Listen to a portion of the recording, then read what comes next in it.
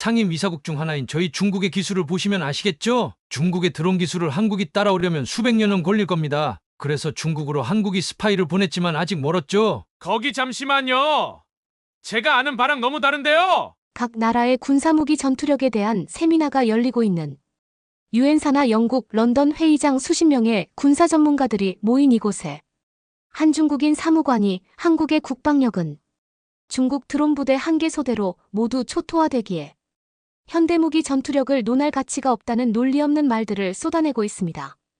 그런데 바로 그 순간 한 외국인 외교관이 손을 들더니 중국 사무관이 전혀 예상하지 못한 질문을 날렸고 이내 중국 사무관의 표정은 얼어붙고 마는데요. 과연 이곳 세미나장에서는 무슨 일이 있었던 것일까요? 감동시작 애청자 여러분, 영상 시작 전 좋아요와 불우이웃을 위해 끝까지 시청 부탁드립니다. 안녕하세요.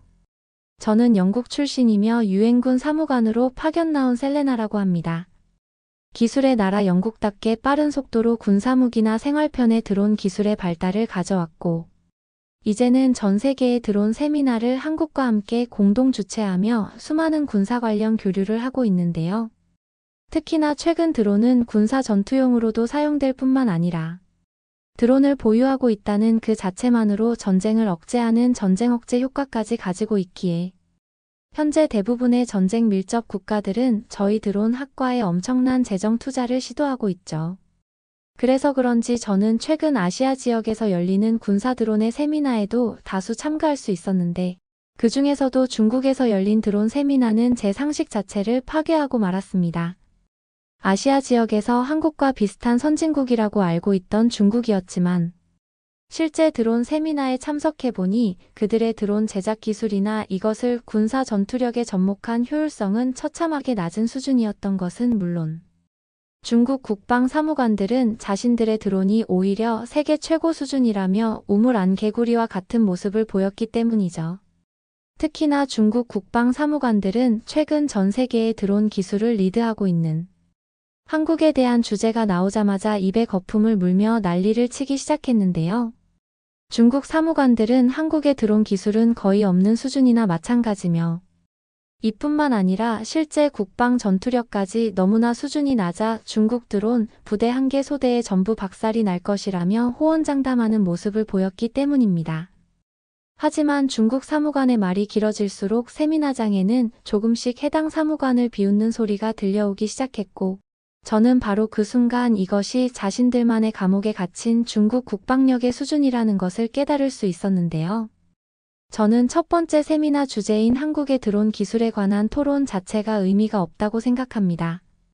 그들은 실제 전쟁을 해보지도 않은 나라이며 그들이 가지고 있는 드론 기술력은 사실상 비행기 수준과 다름이 없습니다. 심지어 현재 한국의 국방 전투력은 아프리카의 소규모 국방력과 맞먹는 처참한 수준이고 이는 미국을 뛰어넘는 군사 강대국 저희 중국과는 너무 큰 수준 차이를 보이고 있기 때문입니다. 그런데 왜 세미나의 중심 주제가 한국의 드론 기술에 포커싱되어 있는지 전혀 모르겠네요. 아마 이 세미나를 주최하신 사무관분들이 한국의 처참한 군 전투력을 전혀 모르고 제작한 PPT가 아닐까 싶습니다. 현재 나타나고 있는 군사력 순위를 살펴보면 한국은 73위, 중국은 1위에 기록되어 있죠. 이미 이것만으로도 우리는 한국과 중국의 군사기술력 차이가 얼마나 큰지 인지할 수 있습니다. 심지어 이러한 세부 데이터를 살펴볼 필요 없이 저희 중국이 가지고 있는 엄청난 국방 병력들이 한국 쪽으로 걸어가기만 하더라도 한국의 수도 서울을 단 하루 만에 정복할 수 있죠. 그런데 여기에 저희 중국의 자랑거리인 최신식 드론 기술까지 합쳐진다면 어떻게 될 것 같습니까? 아시아 지역에서 전쟁 억제 중심 국가로 지정되어야 하는 나라가 있다면 그건 한국이 아닌 바로 저희 중국이 되어야 합니다. 지금 중국의 무선 드론 기술은 상상을 초월한 수준이고 저희 중국은 약 3년 이내로 드론에 사람을 태워 직접 공중 정비를 하는 공중장악 군사 계획도 가지고 있습니다. 물론 말도 안 된다고 생각하시겠지만 전 세계에서 가장 막대한 경제 자본을 가진 저희 중국이기에 가능한 시나리오라고 할 수 있죠. 그런데 최근 한국 국방부의 모습을 보면 저희 중국에게 전혀 감사함을 표하고 있지 않습니다.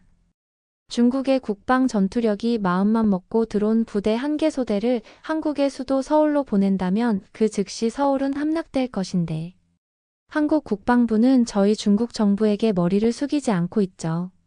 아마도 그들에게는 미국이 있기에 그렇게 뻔뻔하게 나올 수 있다고 생각은 됩니다만 이런 세미나에서까지 한국의 처참한 국방 실체를 거짓으로 말해서는 안 된다고 생각합니다. 한국은 지금 아시아 지역에서 제일 가난한 나라입니다. 자연스럽게 최신식 전투 트렌드인 드론을 구매하고 개발할 비용조차 없으며 그 흔한 보병들의 총알조차 확보하지 못하고 있죠. 실제로 최근 몇몇 기사들을 살펴보면 예산이 없어 무너져 내린 한국 병력들이 플라스틱으로 총알을 만들어 가짜 총알을 사용해 경계를 하고 있다는 기사를 찾아볼 수 있었습니다. 그런데 왜 이곳 세미나장에 있는 여러분들은 한국의 군사 전투력이 높다는 말만 반복하며 의도적으로 한국은 올려치기 하고 중국은 깎아내리고 있죠. 저는 중국의 중요 자리에 있는 국방사무관입니다. 이곳에 수많은 국가를 대표하는 드론학과 사무관님들이 있는 것으로 아는데 자꾸 이런 식으로 나오면 저희 중국이 드론 관련 기술을 가르쳐 주지 않을 수 있습니다. 지금이라도 드론 학과 기술을 배우기 위해 저희 중국을 선택할 것인지 중국의 속국인 한국을 선택할 것인지 고르시기 바랍니다. 지금의 이 세미나 자리는 전부 한국 국방부의 돈을 받은 사람들이 모이는 자리로 밖에 보이지 않습니다. 중국 국방사무관은 엄청난 망상증에 빠진 듯 세미나장에 있는 대부분의 군사 관계자들이 한국 국방부의 돈을 받고 한국의 군사 드론 기술을 올려치기 하고 있다며 거품을 물며 난리를 쳤고 저는 이러한 중국 사무관의 모습에서 현재 중국의 실태를 그대로 느낄 수 있었습니다. 심지어 현재 한국은 드론 기술력을 조금이라도 알고 있는 군사무기 관계자들이라면 한국의 디지털 무선 기술력과 드론이 융합된 신개념 전투 기술의 극찬을 표하고 있는데 중국은 얼마나 외부 소식이 없고 중국이라는 나라 안에만 갇혀 있는지 그들만의 수준 낮은 전쟁 시뮬레이션만을 돌리고 있더군요.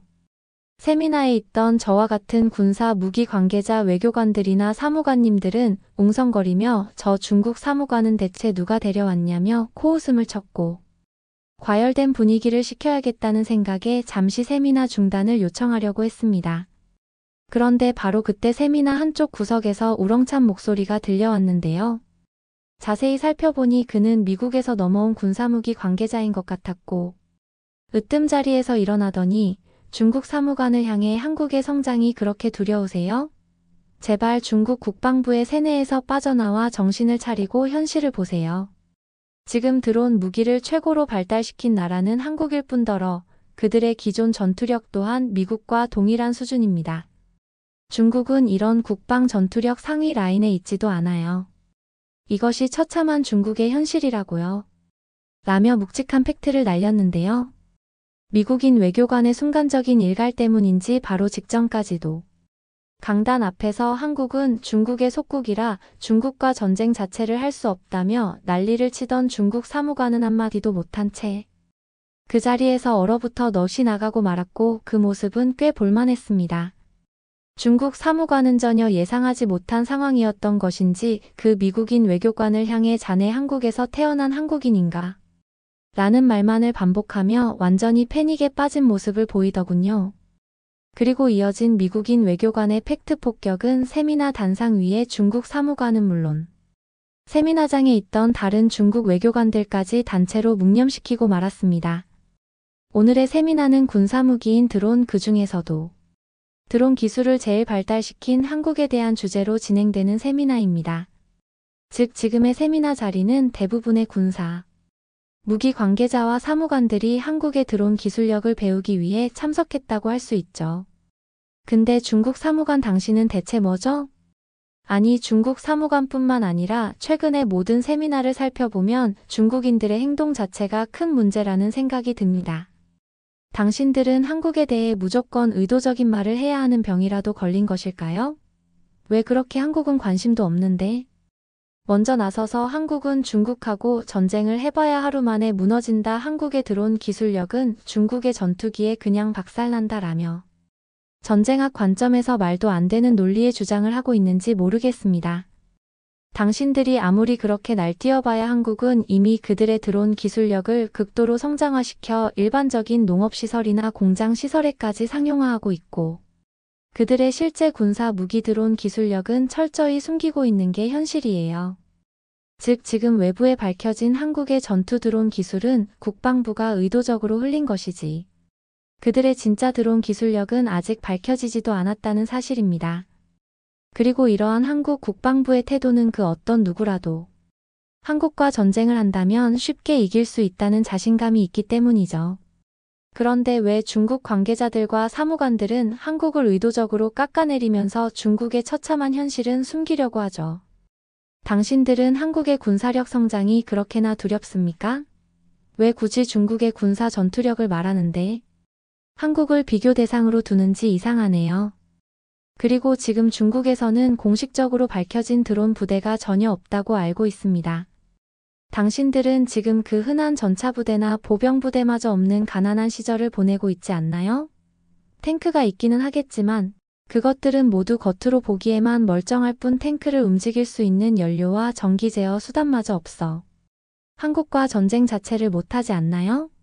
하지만 한국은 중국과 전혀 상황이 다릅니다. 그들은 이미 23년도에만 한국의 대표 기술력을 탑재시킨 군사 탱크들을 다양한 유럽권의 나라들에 선제적으로 판매를 했고, 이는 말 그대로 유럽 전체 지역의 국방 억제력을 한국의 군사 기술력이 담당하고 있다는 것을 보여주는 장면이 되었죠. 하지만 중국은 현재 그 어떤 나라에도 군사 무기를 수출하지 않고 있습니다. 최근까지는 남미의 작은 나라들과 불법적인 군사 무기 교류를 했다는 사실이 밝혀지기는 했지만 이미 그마저도 당신들은 노후화되어 있는 가짜 탱크를 보내 유엔의 경고를 받지 않았나요? 심지어 중국 사무관들이 그렇게나 자랑스럽게 말한 드론 부대는 혹시 모형 드론을 가지고 말하고 있는 것 아닌가요?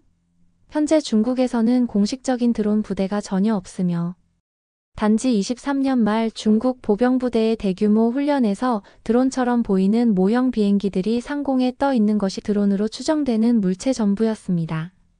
즉 당신들은 지금 드론 부대는커녕 군사무기 드론을 구매할 비용조차 없어 플라스틱으로 만든 드론으로 대외적인 모습을 꾸며내고 있다는 말이죠. 자, 그렇다면 이러한 상황에서 한국과 중국이 전쟁을 하게 된다면 누가 이기게 될까요? 드론 부대도 없는 중국일까요?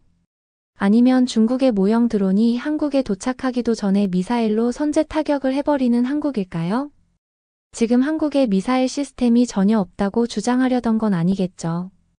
최근 한국은 한국의 군사 성장력에 두려움을 느낀 미국의 승인을 받아 비공식적인 미사일 시스템들을 활성화해 가동시키고 있고, 이미 약 6개월 동안 수십 발의 미사일을 개발해 보관 중이라고 알려졌습니다.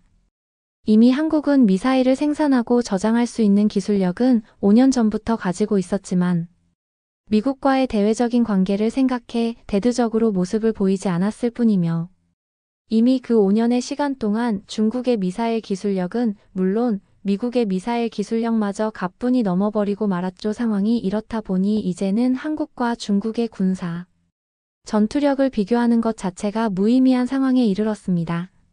최근에는 많은 중국 국방 관련 관계자들이 억지로 한국은 중국과 전쟁을 하면 하루 만에 초토화가 될 것이라며 주장을 하고 있지만, 이것은 역설적으로 중국이 한국과의 전쟁을 얼마나 두려워하고 초조해하고 있는지 보여주는 모습이라고 할 수 있죠. 한국의 군사력을 깎아내리기 전에 제발 정신을 차리고 중국의 처참한 밥도 못 먹는 군사부대 현실을 파악하시기 바랍니다. 그게 지금 중국의 진짜 현실이니까 말이죠.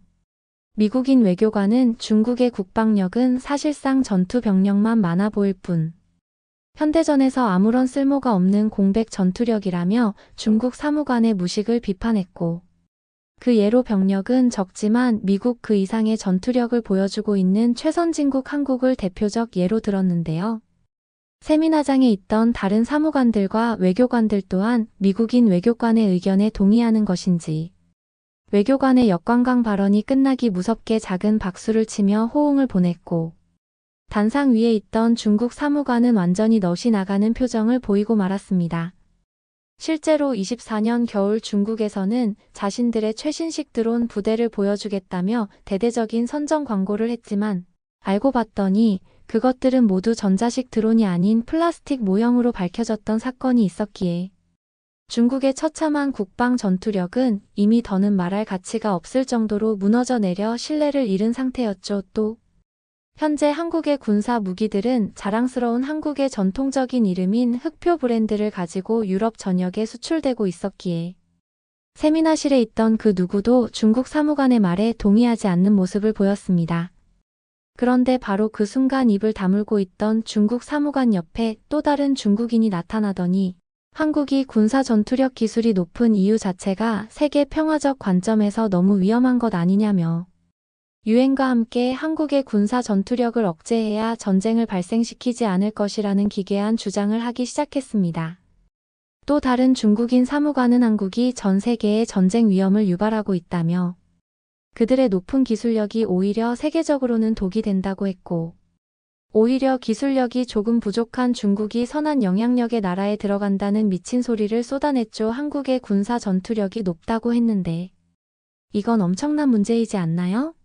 지금 전 세계적으로 국가 전쟁이 큰 문제가 되고 있고 여러 문제를 발생시키고 있습니다. 그런데 이러한 와중에도 한국은 비도덕적으로 자신들의 군사 기술력을 숨겨서 성장시키고 있죠. 저는 이러한 한국의 모습 자체가 아무리 중국의 속국이라고는 하지만 용인되어서는 안 되는 후진국 그 자체의 모습이라고 생각합니다. 단순히 한국에 들어온 기술력이 높다고 칭찬해야 되는 일은 아니라는 말이죠. 그런데 지금 여기 세미나장에 있는 군사 관계자분들의 태도는 어떤가요? 그저 한국의 군사 무기 전투력이 뛰어나니 한국의 기술력이나 무기들을 사기 위해 지금 혈안이 되어 있습니다. 상식적으로 생각해봐도 한국보다 훨씬 부유하고 역사 깊은 전통을 가지고 있는 선진국, 중국이 한국보다 낮은 군사무기 기술력을 가질 수 있다고 생각하십니까? 그건 당연히 전 세계의 전쟁 평화를 위해 일부러 중국이 자신들의 군사력을 희생하며 이러한 분위기 자체를 만들지 않기 위해 노력한 결과물이에요. 당장 내일이라도 중국 정부의 명령이 떨어지면 저희는 한국에 들어온 기술력을 추월하는 위협적인 드론들을 수백만 대 생산할 수 있습니다. 그러한 공장 시설도 물론 가지고 있고 말이죠. 하지만 저희 중국은 선진국입니다. 그렇기에 전쟁을 방지하기 위해서는 저희가 의도적으로 무기 기술력을 낮춰 다른 나라들의 평준화 시간이 필요하다고 생각했고, 이는 매우 효과적으로 작용해 아시아 지역에서는 전쟁 발생률이 0%에 수렴하고 있죠. 만약 진짜 선진국의 기준이 있다면 한국이 아닌 중국이 아닐까요? 한국처럼 비논리적으로 기술을 개발하고 억압적인 전쟁 분위기를 형성하는 것은 자칫 더욱 큰 전쟁 파장을 불러올 가능성이 있습니다. 그렇다면 여기 세미나에 참석하신 군 관계자분들도 시선을 돌려서 한국이 아닌 저희 중국에 초점을 맞추고 저희 중국 국방부에 많은 투자를 해야 된다는 말이죠. 그리고 실제로 저희 중국은 마음만 먹으면 드론 기술력 없이 바로 내일 한국의 수도 서울을 정복할 수 있습니다. 지리적으로 위치도 가까울 뿐더러 한국이 가지고 있지 않은 초음속 전투기를 보내면 공중전으로도 금방 제압이 가능하니까 말이죠. 그런데 당신들은 지금 이러한 중국의 선한 의도는 전혀 모르면서 오로지 한국의 군사, 무기 기술력이 높다며 그것을 찬양하고 있네요. 만약 바로 내일이라도 저희 중국이 한국을 침략해 정복한다면 어떻게 하시겠습니까? 또한 당신들이 모르는 사실이 있는데 한국은 오래전부터 중국의 속국이었어요. 중국 역사 전통에 의하면 속국은 대국과 전쟁을 할 이유조차 없고 오로지 복종만을 보여야 하죠. 하지만 한국은 지금 이러한 감사의 태도마저 저희 중국 정부와 국방부에 보여주지 않고 있습니다. 그렇다면 문제야 후진국은 당연히 중국이 아닌 한국이죠. 역설적으로 군사 무기를 개발하지 않은 저희 중국이 더욱 평화적이고 선진국이라는 말입니다. 제발 이 점을 생각하셔서 한국에만 편향적인 모습을 보여주지 마시기 바랍니다. 한국은 어차피 중국의 속국이며 그들이 보여주고 있는 군사 전투력들은 전부 가짜예요. 월급 10만 원 가난한 나라가 어떻게 최신식 드론 무기를 개발하고 저희 중국과의 전쟁을 벌일 수 있겠습니까? 그들은 지금 극도로 전쟁을 두려워하고 있고 저희 중국과의 전쟁이 두려워 오히려 강한 척을 하고 있는 것이에요. 오늘의 세미나는 한국의 군사무기 기술력을 극찬해야 하는 것이 아닌 그것의 위험성을 재조명해야 된다고 생각합니다. 중국은 그 정도로 약하지 않습니다. 중국 사무관은 자신도 기괴한 주장이라는 것을 느낀 것인지 억지로 표정까지 구겨가며 마치 동의를 구걸하는 듯한 목소리로 발언을 끝마쳤고, 중국 사무관의 말이 끝나기 무섭게 세미나실에서는 야유 소리가 들려왔습니다. 세미나장에 있던 젊은 외국인 외교관들은 그럼 미국은 전쟁을 유도하는 대표적 국가냐며 중국 사무관의 생각 수준 자체가 어처구니가 없다며 소리를 질러댔고, 그렇게 세미나장은 순식간에 아수라장이 되고 말았죠. 그도 그럴 것이. 중국은 경제 자본이 부족한 것은 물론 군사무기 기술력 그 자체가 없어 무기 개발을 진행하지 못한 것인데, 중국 사무관의 주장대로라면 마치 기술이 있음에도 세계 평화를 위해 하지 않은 것처럼 결론이 지어졌던 것은 물론, 이러한 논리를 통해 한국을 대놓고 깎아내리려는 의도가 너무 뻔하게 보였기 때문인데요. 그리고 역시나 세미나실이 점점 아수라장이 되어가자 상황을 지켜보던 총괄 책임자, 미국 사무관님께서 직접 입을 여시고 말았습니다. 당신의 논리대로라면 한국과 미국은 오히려 전쟁을 부추기는 국가라는 소리인데 그게 지금 말이 된다고 생각하십니까? 중국은 그저 군사무기 기술력이 없어서 아무것도 하지 못한 것 아닌가요? 총괄 사무관님의 한마디에 중국 사무관들은 전부 멘탈이 터져버린 것 같았고, 곧바로 미국 사무관님의 참교육은 그 중국 사무관들을 세미나실 밖으로 쫓아내버리고 말았는데요. 최근 많은 중국 사무관들과 외교관들이 한국의 군사 무기 기술력 향상에 두려움을 느끼고 있는 것 같네요. 하지만 방금 중국 사무관의 주장은 그저 후진국을 대표하는 처지 그 자체라고 할 수 있습니다. 군사무기 기술력을 개발할수록 전쟁 위험성이 증가하는 것이 아닌 오히려 억제하는 효과가 있기 때문이죠. 상식적으로 생각해 봅시다. 비슷한 수준의 군사 전투력을 가진 나라가 있다면 쉽게 전쟁이 발생할까요? 그들은 서로의 군사 무기 기술력이 비슷하면 더욱 상황을 쉽게 판단할 수 없게 되고 최대한 좋은 방향으로 협의하는 결론을 짓게 됩니다. 이는 국가 간의 전쟁 관련 양상에서도 크게 다르지 않죠. 하지만 최근 중국의 행보를 보면 이러한 전쟁 대립 양상에서 완전히 힘을 잃은 후진국 그 자체의 모습을 보이고 있습니다.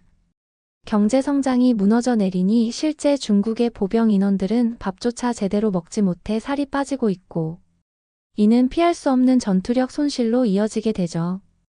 하지만 이와 반대로 한국은 뛰어난 경제 성장 모델과 선진국 방향성으로 군대에서조차 퀄리티 높은 양질의 음식을 먹을 수 있는 것은 물론, 풍족한 경제 내 성장력을 바탕으로 훈련조차 완전 실전처럼 진행하고 있습니다. 그 예로 한국이 최근 개발한 포탄이나 이동식 미사일과 같은 기술력을 보면 현재의 한국이 얼마나 영향력 있는 군사무기 선진국으로 변했는지 그대로 느낄 수 있죠. 또한 이러한 양상은 군사 전투력에서 그치지 않습니다. 한국인들의 기본 월급은 중국은 물론 미국마저도 비슷한 수준으로 초월해버린 상황이며, 국가 자체의 크기는 작지만 그 안에서 매우 효율적인 경제성장과 인적자원을 바탕으로 고도의 기술들을 꽤 많이 발전시키고 있거든요. 실제로 한국에서는 평범한 시민조차 휴대폰 하나로 생활을 영위할 수 있는 무선 디지털 기술력이 길거리 곳곳에 설치되어 있고, 심지어는 가로등마다 설치된 외국인을 위한 무인 통역 시스템은 이러한 기술의 정점을 보여주고 있다고 할 수 있습니다. 하지만 중국은 이러한 도시 시스템 자체가 없을 뿐더러 길거리에는 노숙자와 쓰레기만이 가득한 후진국 그 자체의 모습을 그대로 보여주고 있죠. 상황이 이렇다 보니 이제는 한국과 중국의 군사력에서 뿐만 아니라 일반적인 국민들의 생활에서도 엄청난 차이를 보이고 있습니다. 중국에서는 아무리 노력해도 월급 50만 원이 평균 임금인데 한국은 300만 원 시대를 바라보고 있기 때문이죠. 이렇게 경제적으로 한국이 풍족해지니 군사무기 개발에서도 한국이 더욱 기술력과 자본 투자, 자유도가 높을 수밖에 없는 것입니다. 그리고 실제로 한국은 24년 미국보다 더욱 높은 군사무기 수출력을 보여주며 그들의 군사 기술력을 전 세계에 확실히 각인시키고 말았죠. 이제 중국 사무관들도 확실히 현실을 받아들이고 바뀌어야 한다고 생각합니다. 당신들은 그렇게나 한국을 욕하면서 사실은 한국처럼 되고 싶어 안달이 나 있잖아요. 마치 겁을 먹은 개가 더욱 시끄럽게 짖는 것처럼. 현재의 중국은 한국의 군사 무기 성장이 두려워 벌벌 떨고 있는 것입니다. 마지막으로 부탁하죠. 지금이라도 세미나 씨를 조용히 나가주시기 바랍니다. 사실 이쯤 되자 이 세미나는 중국 사무관들을 팩트로 압박시켜버리는 일방적인 토론회의 모습을 갖추고 말았고, 저는 이 모습을 보면서 한국의 위대함을 다시 한번 느끼고 말았는데요. 주관 사무관님께서는 이제 더는 중국 출신이라면 군사무기 포럼회에는 참석하지 말아달라.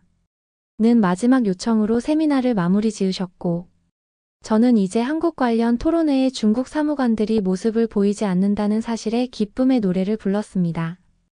당연히 이날의 사건 이후 저와 친했던 중국인 친구들이 은근슬쩍 한국의 국방 전투력을 깎아내리거나 조롱하는 모습은 아예 사라져버렸고, 저는 이러한 한국의 막대한 영향력의 국가이민까지 생각하고 있는데요. 높은 군사 무기 기술력으로 경제 능력이 부족한 나라들에게까지 자신들의 군사 기술력을 전파해 세계 평화를 지켜내고 있는 한국. 오늘날의 선진국 한국이 있기에 아시아 지역의 평화가 지켜지고 있는 지금. 저는 오늘도 한국에 너무나 감사한 마음으로 곧 다가올 한국 여행을 기다리고만 있습니다. 구독과 좋아요 부탁드리며 사연자분께 전해드릴 댓글도 남겨주시면 전달해드리겠습니다. 그러면 더욱 감동적인 다음 사연으로 넘어가겠습니다. 한국의 무기를 우리가 산다고? 미국, 독일 무기를 사와야지. 무슨 동방에 있는 한국이야. 차라리 일본 무기를 사는 게 낫지? TV에서 나오는 뉴스를 본 이스라엘 군인 장교들끼리 대화를 나누고 있습니다. 한국에 대해서는 굉장히 부정적인 태도를 가지고 있습니다. 자네가 결국 한국과 군사교류 프로그램 선발 인원에 선정되었어. 오늘은 이스라엘과 한국의 군 교류에 대해 부정적인 의견을 가지고 있는 이스라엘 군인에 대한 사연입니다. 어떤 사연이었을까요? 안녕하세요. 저는 이스라엘 공군 대위 몬타나라고 합니다. 저는 항상 지구상 어디에 있든 하늘은 하나라고 믿었습니다. 제가 한국으로 떠나던 날은 전형적인 이스라엘의 회색 날씨였습니다. 피부에 달라붙어 뼛속까지 스며드는 그런 날씨였어요. 이른 시간 정비사 특수부대원 그리고 이번 교류를 이끌 파일럿으로 선발된 저를 포함한 여러 대원이 공군기지에 모였습니다. 저는 익숙한 차가운 금속을 손으로 만지며 항공기를 점검했습니다. 낡았지만 믿을 수 있는 기계인 제 전투기는 세계를 횡단할 준비가 되어 있었습니다. 저는 오랜 비행으로 닳고 다른 가죽 가방을 조종석에 던져놓고 그 뒤에 올라탔어요. 엔진이 시동을 걸자 제 마음속의 의구심도 사라졌습니다. 저편에는 무엇이 우리를 기다리고 있을까? 우리의 기술이 구식이 될 정도로 발전한 나라에 가는 걸까? 다른 전투기를 굳이 사와야 하는가? 아니면 아무런 가치도 없는 형식적인 외교에 불과한 것은 아닐까? 그리고 며칠 후 저희는 예루살렘 여객기를 타고 인천공항으로 향했습니다. 비행은 길었고 아래 세계는 유럽의 녹색과 갈색에서 아시아의 거대한 도시와 광활한 바다로 바뀌는 풍경이었습니다. 앞으로의 몇 주를 생각하며 생각할 시간을 가졌습니다. 우리는 조국과 공군을 대표하는 사람들이었습니다. 그 책임의 무게는 끊임없는 압박이었고 정신을 바짝 차리고 관찰하고 배워야 한다고 생각했습니다. 인천공항에 착륙하는 순간은 터미널의 매끈한 라인과 첨단 기술의 소란스러움은 바르샤바의 역사적인 매력과는 너무나도 거리가 멀었습니다. 깔끔한 제복과 유창한 영어 실력으로 의사소통의 간극을 메워주는 한국인 직원들이 저희를 맞이했습니다. 수많은 중국인 관광객들과 일본인 관광객들로 인한 혼란은 자칫 저희의 계획에 차질을 발생시킬 수 있었지만 수많은 인파에도 흔들리지 않고 차분하고 효율적으로 저희를 안내했어요. 인파에 휩쓸려 이동하는 동안에도 매끄러운 운영 방식에 감탄하지 않을 수 없었습니다. 디지털 출입국 키오스크에 도착했을 때 저는 깜짝 놀랐습니다. 수북히 쌓여있던 서류 앞에 줄을 서서 기다리던 여행객들은 보이지 않았고 가벼운 터치에도 반응하는 화면이 종이 양식 하나 작성하는 것보다 더 빠르게 데이터를 처리하고 있었습니다. 스캐너에 손을 갖다 대자마자 간단한 신호음과 함께 입국이 완료되었습니다. 역시 디지털 강국인가 싶었습니다. 그래도 이스라엘에서 삼성 핸드폰은 많이 쓰니까요. 그래도 저의 아직 부정적인 시각은 해소되지 않았습니다. 하지만 제 눈을 진정으로 뜨게 한 것은 여행 가방 분실 사건이었습니다. 하루에도 수천 명의 승객이 드나드는 공항에서 또 하나의 분실물인 여행 가방이 분실물 처리 과정에서 사라지기 쉬웠을 것입니다. 하지만 그 가방은 단 한 점의 분실물도 없이 우리에게 돌아왔습니다. 그것은 제가 몰랐던 신뢰 낯선 사람의 선함에 대한 믿음 구식이지만 가슴 뭉클한 믿음을 말해주었어요. 한국에서의 첫 일정을 앞두고 호텔 방 창가에 서서 김이 모락모락 피어오르는 커피 한 잔을 손에 들고 인천 시내가 떠오르는 모습을 바라보았습니다. 깔끔하고 정리정돈이 잘 된 인천의 모습에 빠져들었어요. 아침 식사는 제 모든 감각을 자극했습니다. 식욕을 돋우는 동시에 매콤하고 톡 쏘는 맛이 입맛을 깨우는 김치와 섬세하고 풍미가 좋은 김밥을 같이 먹었습니다. 처음 먹은 음식이었지만 맛있었어요. 아침 식사 후에는 한국 공군 관계자들을 만나기로 예정되어 있었습니다. 기지로 가는 길은 순조로웠고 한국의 인프라가 얼마나 잘 갖춰져 있는지 알 수 있는 도로였습니다. 기지는 그 자체로 인상적이었고 한국 공군의 능력을 보여줬습니다. 경납고는 아침 햇살을 받아 반짝였고 활주로에 늘어선 항공기들은 최신 항공우주 기술이 집약되어 있었습니다. 한국 장교들은 프로페셔널한 모습을 보여주었어요. 그들은 군대의 격식과 오랜 전후의 따뜻함이 어우러진 모습으로 저희를 맞이했습니다. 우리는 전술 토론과 실제 시범이 혼합된 그날의 일정에 대한 브리핑을 받았습니다.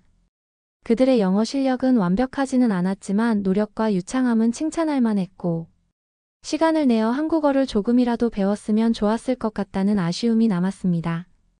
보람의 전투기 시범은 경외감과 부러움이 교차하는 경험이었습니다. 한국 조종사들이 기체를 조종하는 정밀함은 정말 놀랐어요. 하늘에서 춤을 추는 전투기들을 보면서 한국 전투기 조종사들의 기량과 국방력에 대한 투자를 실감할 수 있었답니다. 이것도 정말 물건이었습니다.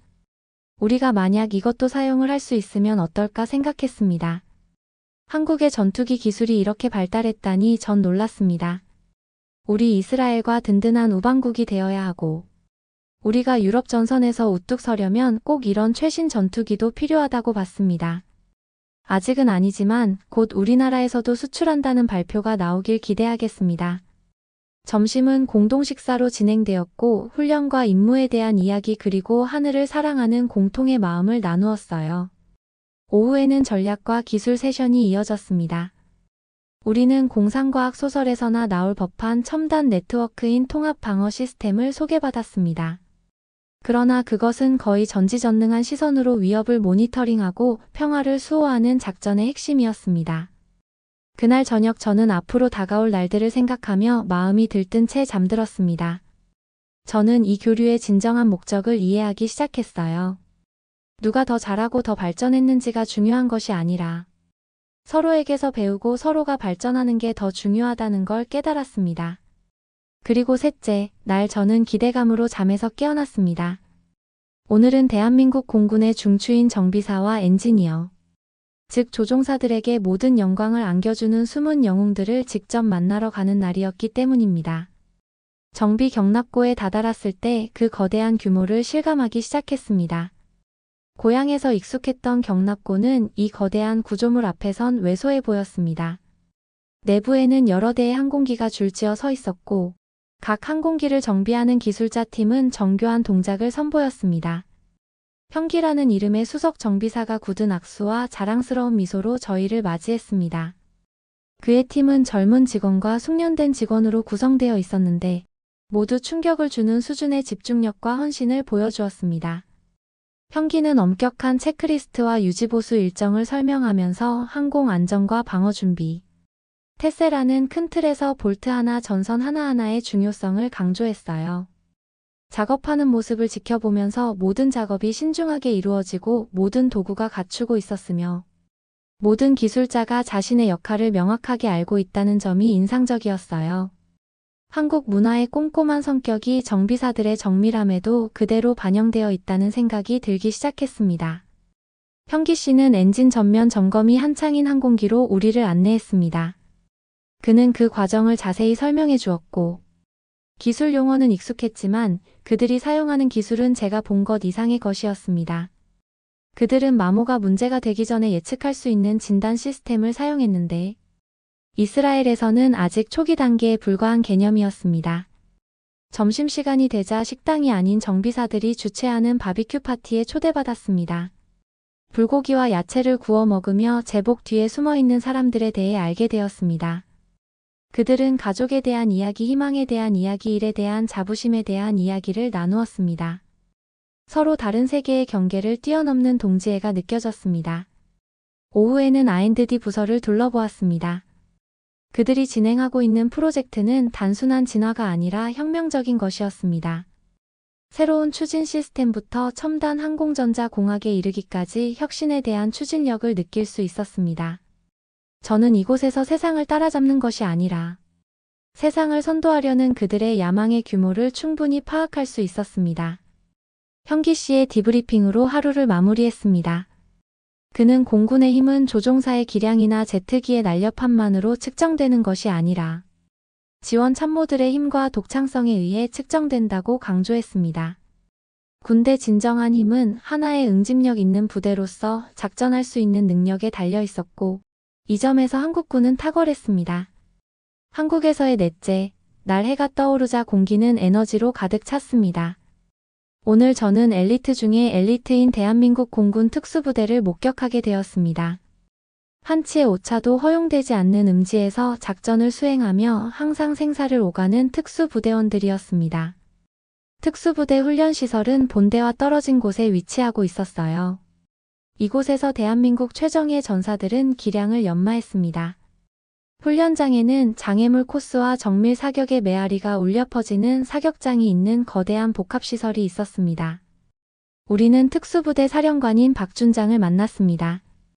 그의 눈빛은 날카로웠고 몸짓은 절제된 힘을 보여주었으며 억양이 있긴 했지만 영어는 명확하고 정확했습니다. 그는 우리에게 그날의 활동에 대해 브리핑했고 그의 주변에 서 있던 부하들은 그들의 단합과 힘을 조용히 증명했습니다. 하루가 지나면서 저는 그들의 훈련 방식을 살짝 엿볼 수 있었습니다. 엄격하고 잔인하기까지 했지만 광기에도 방법이 있었습니다.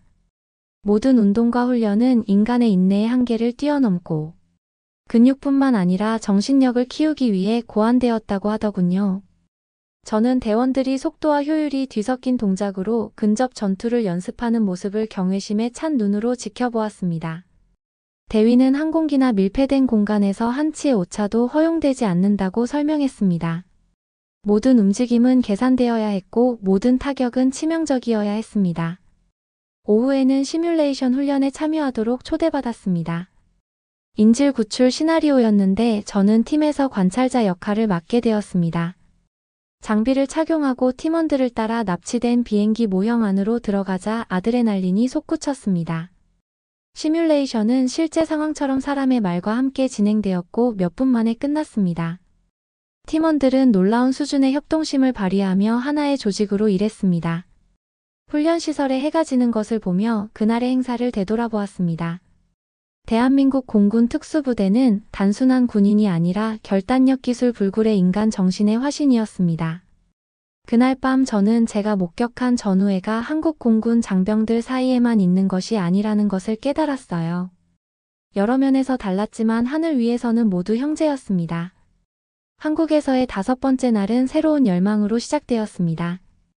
대한민국 공군의 미래 조종사를 양성하는 비행학교가 저희 목적지였습니다. 비행학교에 들어서자 이스라엘에서 훈련받던 시절의 기억이 떠올라 향수와 전우회가 교차했습니다. 아카데미에서 저는 인석이라는 교관을 만났습니다.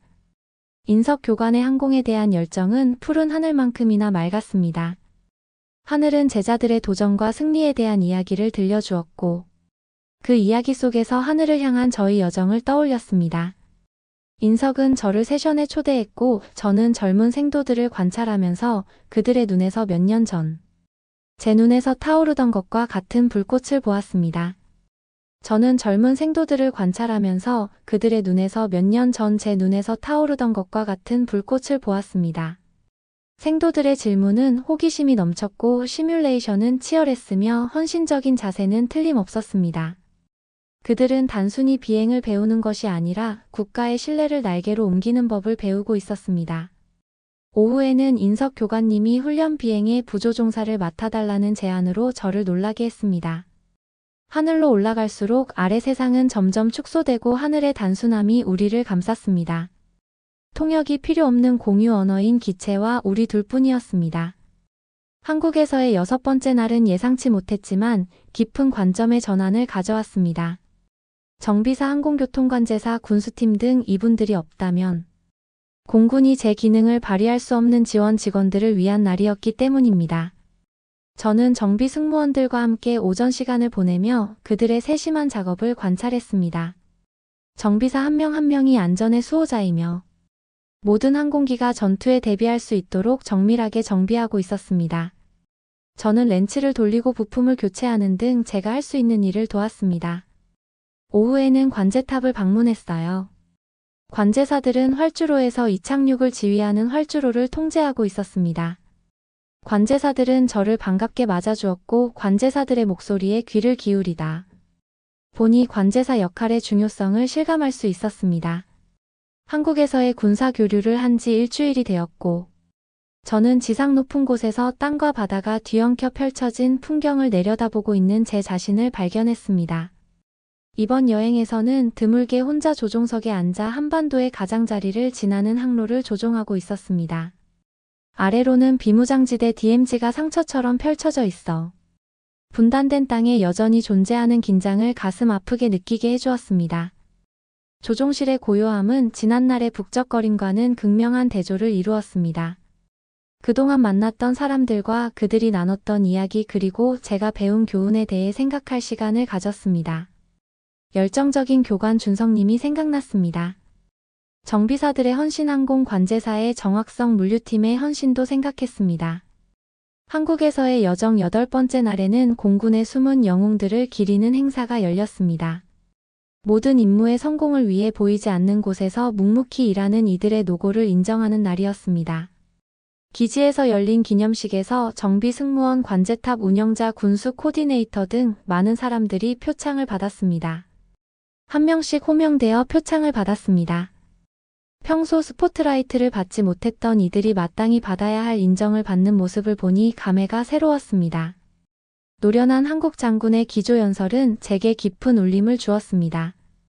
그는 비행이라는 행위뿐만 아니라 그 행위를 가능하게 한 수 많은 준비, 계획 지원의 시간 속에서 발견되는 용기에 대해 이야기했습니다. 용기는 다양한 형태로 나타난다는 것을 가슴 아프게 상기시켜 주었습니다. 기념식이 끝나고 기지의 정비시설을 둘러보았습니다. 이곳에서 기술자들을 만나 그들의 경험과 도전을 공유했습니다. 그들의 업무에 대한 자부심과 헌신은 모든 군사 작전의 근간을 이루는 것이 분명했습니다. 점심은 수상자들이 주최한 삼겹살 파티로 모두가 한자리에 모이는 축제의 장이 되었습니다. 분위기는 활기차고 이야기와 웃음으로 가득했습니다. 계급과 역할의 경계를 허무는 전우애가 느껴지는 순간이었습니다. 오후에는 물류팀에서 진행하는 워크숍에 참여했습니다. 그들은 공군 작전 유지에 필요한 복잡한 조율을 시연했습니다. 모든 조종사가 필요할 때 필요한 것을 빠짐없이 확보할 수 있도록 하는 그들의 정확성과 성견지명이 인상적이었습니다.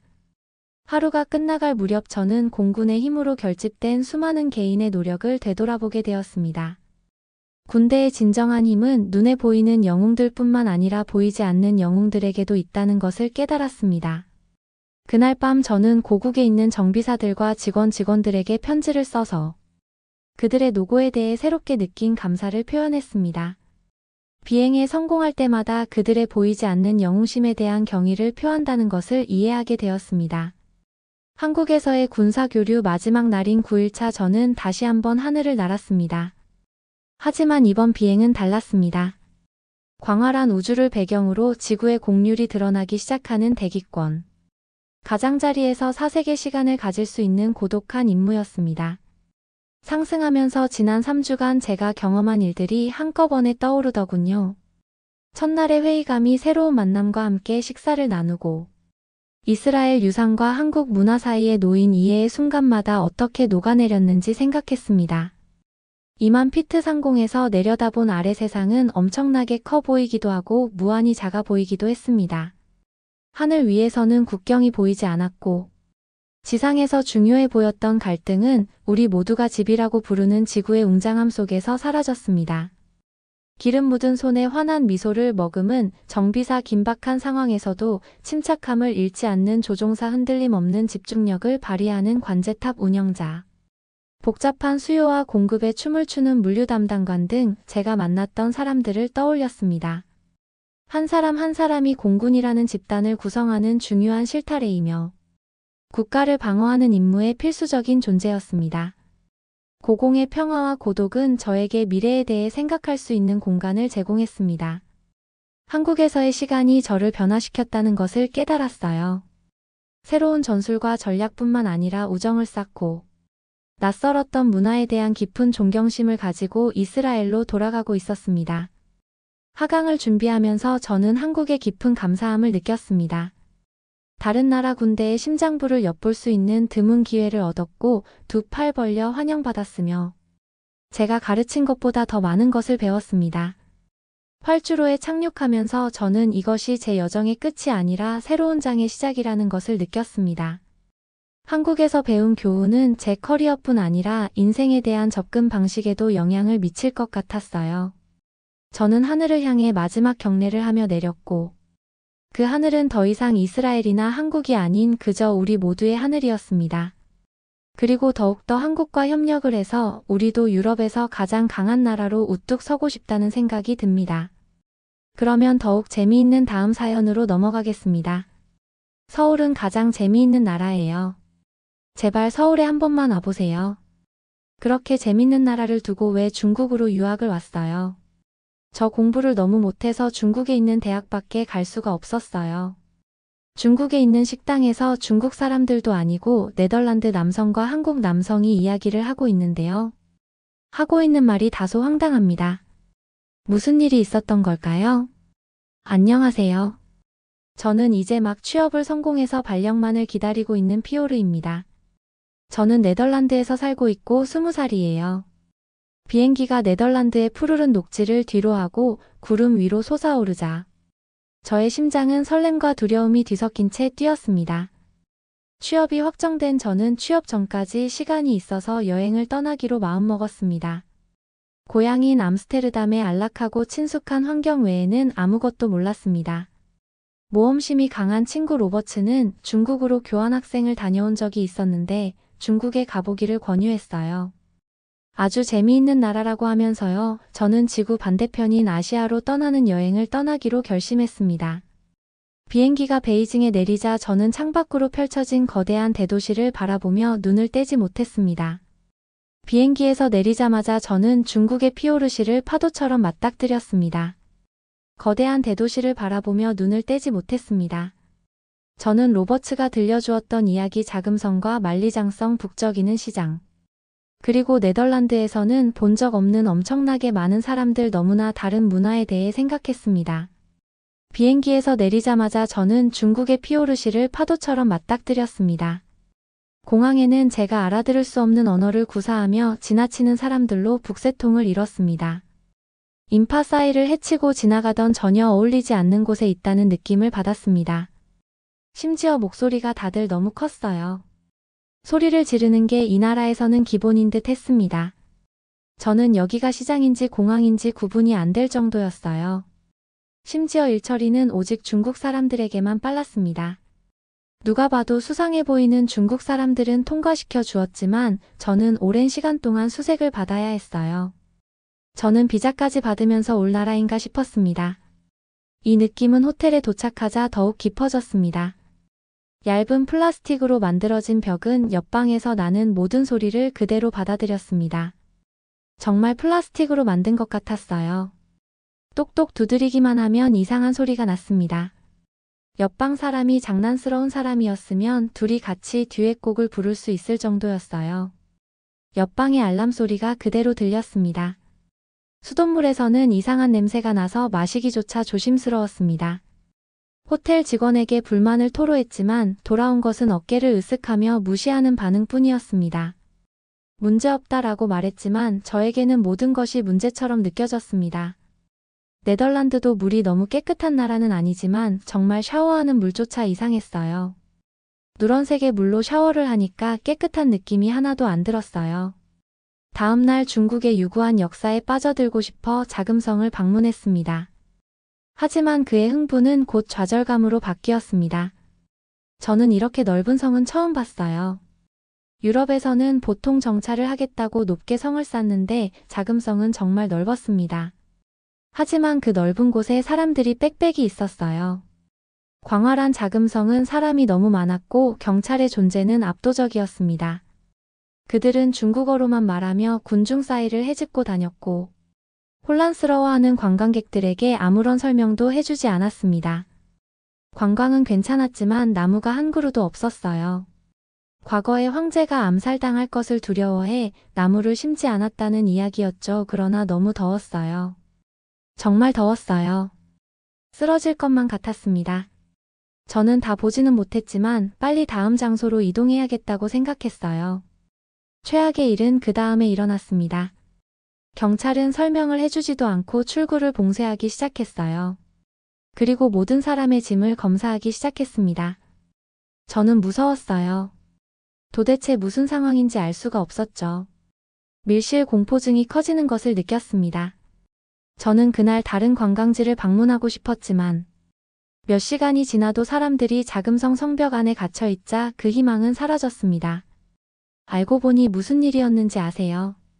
중국 지자체에서 준비한 행사가 있다는 것이었어요. 이 행사를 위해 모든 사람들을 이렇게 가둬놓고 설명도 없이 짐 검사를 했던 것이었어요.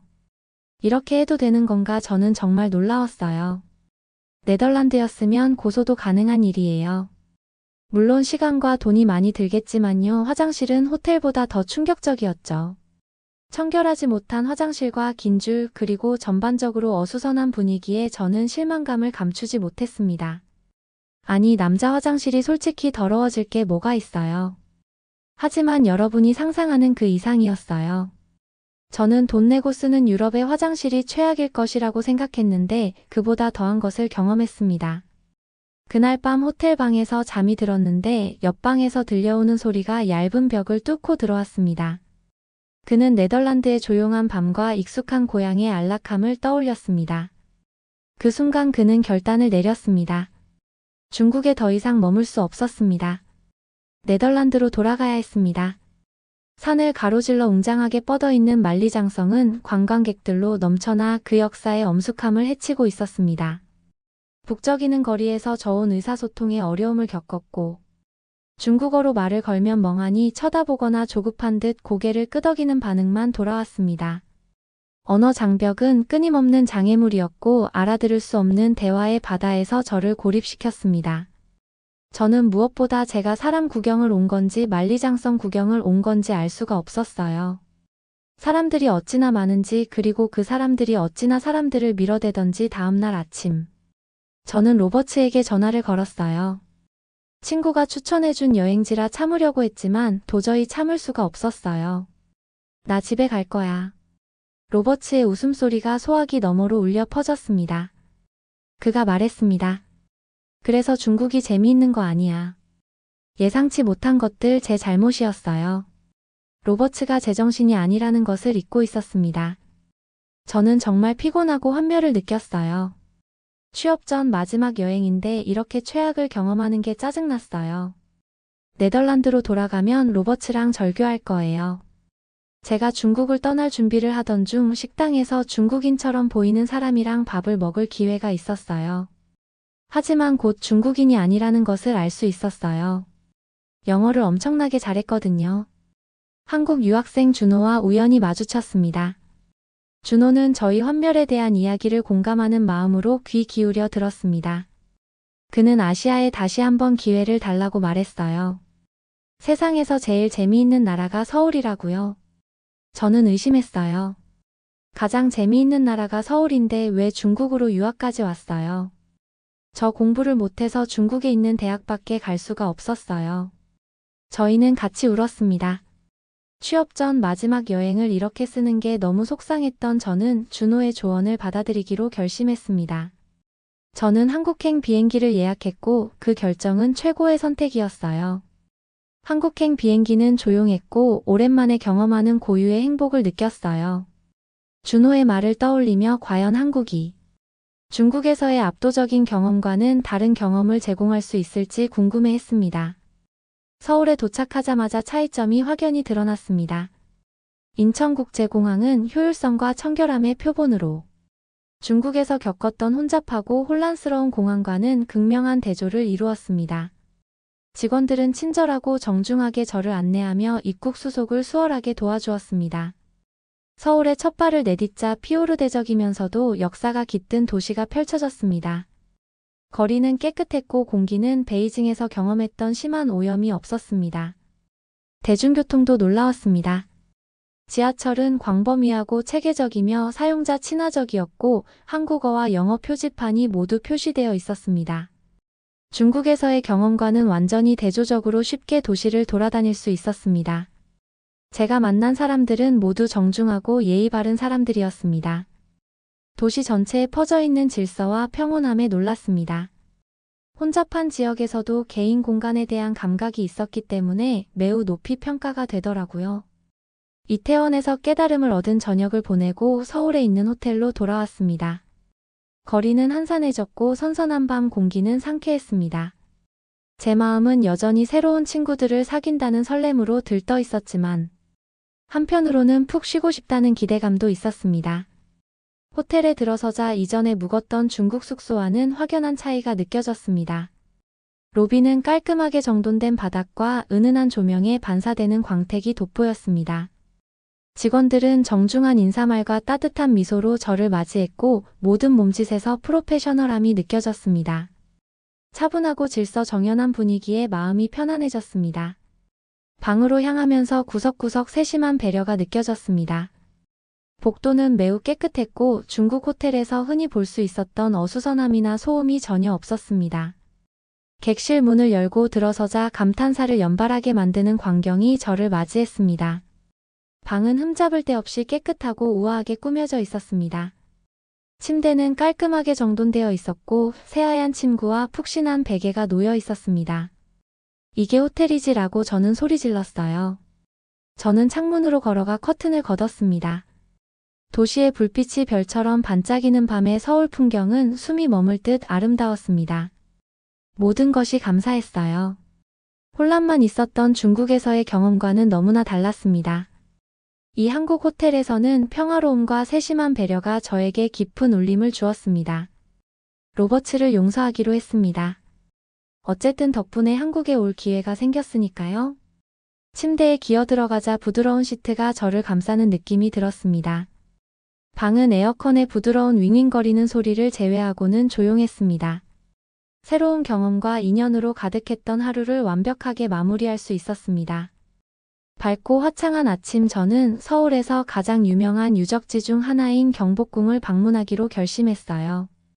자금성을 봤으니까 경복궁도 봐야지라는 생각을 했습니다. 정문인 광화문에 다다랐을 때 저는 그 장엄한 존재감에 압도당했습니다. 도로 사이에 홀로 멋지게 있는 경복궁의 모습이 보였어요. 파란 하늘을 배경으로 한 정교한 디자인과 선명한 색채가 숨이 멎을 듯 했습니다. 성문을 들어서자 마치 과거로 돌아간 듯한 기분이 들었습니다. 번잡한 도시는 사라지고 고요한 궁전의 경내로 바뀌었습니다. 궁전 부지는 광활했고 저마다 독특한 디자인과 용도로 지어진 건물들이 눈앞에 펼쳐져 있었습니다. 이전에 본 것과는 전혀 다른 건축물이었습니다. 섬세한 조각과 화려한 색채로 장식된 기와 지붕의 우아한 곡선은 고대 한국의 예술성에 대해 많은 것을 말해주고 있었습니다. 건물과 주변 자연과의 조화는 놀라웠고 마치 궁궐이 땅에서 유기적으로 자라난 것 같았습니다. 무엇보다 가장 좋았던 점은 쉴 곳이 있었어요. 어디에 가든지 간에 앉을 곳을 만들어 두었습니다. 앉을 수 있는 곳에는 나무를 두어서 그늘도 만들어 주었어요. 중국과는 다른 배려에 감동받았습니다. 정말 이러고 싶지 않은데 많은 것이 비교되는 곳이었어요. 저녁에는 저는 이태원에 갔어요. 이태원의 활기찬 거리를 걷다 보니 저절로 흥분되는 것을 느낄 수 있었습니다. 서울은 활기차고 국제적인 도시로서의 면모를 드러내고 있었습니다. 네온사인이 밤을 밝히고 레스토랑과 상점마다 세계 각국의 모습을 엿볼 수 있었습니다. 제가 알게 된 이태원은 문화의 용광로이자 외국인과 내국인이 자연스럽게 어우러지는 곳이었어요. 작고 아늑해 보이는 바 앞에 멈췄습니다. 웃음소리와 음악소리가 거리로 쏟아져 나왔습니다. 약간 모험심이 발동한 저는 안으로 들어가기로 결심했습니다. 반은 희미한 조명이 켜져 있었고 따뜻하고 매력적인 분위기였습니다. 각계각층의 사람들이 테이블에 둘러앉아 생동감 넘치는 대화를 나누고 있었습니다. 다양한 음식의 향기가 공기를 가득 채웠고 술잔을 부딪히는 소리가 활기찬 수다를 더했습니다. 저는 맥주를 한 모금 마시면서 다양한 사람들을 관찰했습니다. 얼마 지나지 않아 친근한 얼굴이 제 쪽으로 향했습니다. 이태원은 처음이세요? 한 남성이 따뜻한 미소를 지으며 물었습니다. 그는 자신을 서울 출신으로 영어를 유창하게 구사하는 형주라고 소개했습니다. 우리는 대화를 시작했고 저는 네덜란드에서 온 여정 중국에서 보낸 짧지만 압도적인 시간, 그리고 서울에 대한 새로운 감상에 대해 마음을 열었습니다. 형주도 말했어요.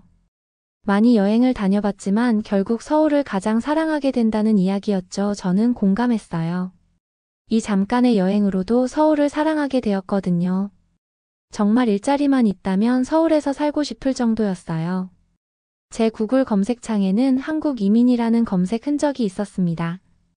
형주는 자신의 여행 이야기를 들려주며 피오르 지인의 시각으로 바라본 한국과 숨겨진 보석 같은 명소들을 소개했습니다. 그리고 삼겹살을 꼭 먹으라고 했어요. 그래서 다음날 삼겹살을 먹으러 왔습니다. 네덜란드인인 저는 푸짐한 고기에 익숙하지 않았지만 형주가 삼겹살에 대해 열광적으로 이야기하는 모습에 호기심이 생겼습니다. 준호가 한국을 이야기해서 후회하지 않았으니까 형주의 말도 맞을 거라고 생각했어요. 활기찬 골목에 자리 잡은 인기 삼겹살 식당을 찾았습니다. 따뜻한 불빛과 고기를 구워내는 고소한 향이 입맛을 돋우었습니다. 식당에 들어서자 아늑한 분위기가 저를 감쌌습니다. 각 테이블의 그릴에서 지글지글거리는 소리와 식사하는 사람들의 활기찬 대화가 어우러져 소셜 다이닝의 교향곡을 만들어냈습니다. 저는 그릴 이 내장된 테이블에 앉았고 종업원은 전통적으로 삼겹살을 즐기는 방법에 대해 친절하게 설명해 주었습니다. 그리고 메인 요리인 두툼하고 육즙이 가득한 삼겹살을 그릴에 올려놓았습니다. 고기가 익으면서 지글지글 구워졌고 그 향이 군침이 돌게 했습니다. 종업원이 완벽하게 익을 수 있도록 고기를 뒤집어 주었습니다.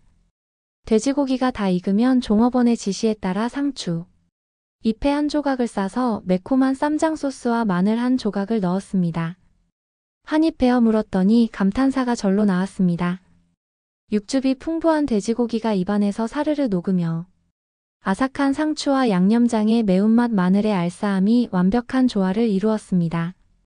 고소함과 매콤함 신선함이 조화를 이룬 맛의 교향곡이었습니다. 저에게 가장 인상 깊었던 것은 도시의 안정과 청결이었습니다. 밤에도 두려움 없이 거리를 걸을 수 있었고 경찰이 있어 더욱 안심할 수 있었습니다. 중국 경찰은 짐 검사를 당한 이후로 두려움의 대상이었는데 한국 경찰들은 저를 지켜준다는 느낌이 더 강했어요. 비교적 안전이 보장된 네덜란드에서 왔지만 일부 지역에서는 여전히 주의가 필요하거든요. 특히 외국인이라면 더요. 그래서 저는 처음에는 낯선 도시에서 밤에 혼자 돌아다니는 것이 조심스러웠습니다. 하지만 서울에서의 경험은 이런 걱정을 금세 불식시켰습니다. 자정을 훨씬 넘긴 시간에 편의점을 가려고 산책을 나갔어요. 맛있는 간식을 파는 노점상 여유롭게 산책하는 연인들, 즐겁게 웃는 친구들 등 거리는 여전히 활기차게 돌아가고 있었습니다. 분위기는 활기찼지만 근본적인 안정감이 느껴졌습니다. 정말 놀라웠던 것은 경찰의 가시적인 존재감과 접근성이었습니다. 경찰을 보면 긴장감이 느껴지곤 했던 다른 도시에서의 경험과는 달리 서울에서는 그 반대였습니다. 경찰관들은 위협적인 분위기가 아니라 진정으로 모든 사람의 안전을 보장하기 위해 그곳에 있다는 듯한 태도로 지역을 순찰했습니다. 중국과 비교가 너무나 되는 여행이었어요. 저는 서울을 떠날 때는 눈물이 찔끔 날 정도였습니다. 네덜란드의 지루함에 어떻게 사나 싶었어요. 서울처럼 발전한 도시에 언제 다시 올 수 있겠어요? 다음에 한국에 오게 되면 저는 부산에 꼭 가볼 거예요. 부산은 바다에 있는 도시인데 유럽의 해안 도시와는 차원이 다르다고 하더라고요. 제가 중국에서 시간을 보내지 않았더라면 이번에 부산도 갈 수 있었을 텐데 말이에요. 정말 아쉬움이 가득하지만 저는 꼭 서울에 다시 올 거니까요. 이런 즐거움을 경험하게 해준 한국 사람들께 감사 인사를 표합니다. 여러분은 어떻게 보셨나요? 응원과 격려의 한마디씩을 댓글로 남겨주시기 바랍니다. 사연자분들에게 전달해드리겠습니다. 실제 사연 제보를 받고 있습니다. 채택되신 분께는 작은 선물도 보내드리고 있습니다. 저희의 사연이 여러분의 하루에 작은 힘이 될 수 있었으면 좋겠습니다. 감동적인 사연을 주변 분들과 이야기 나눠보세요. 더욱더 좋은 영상으로 다시 찾아뵙겠습니다.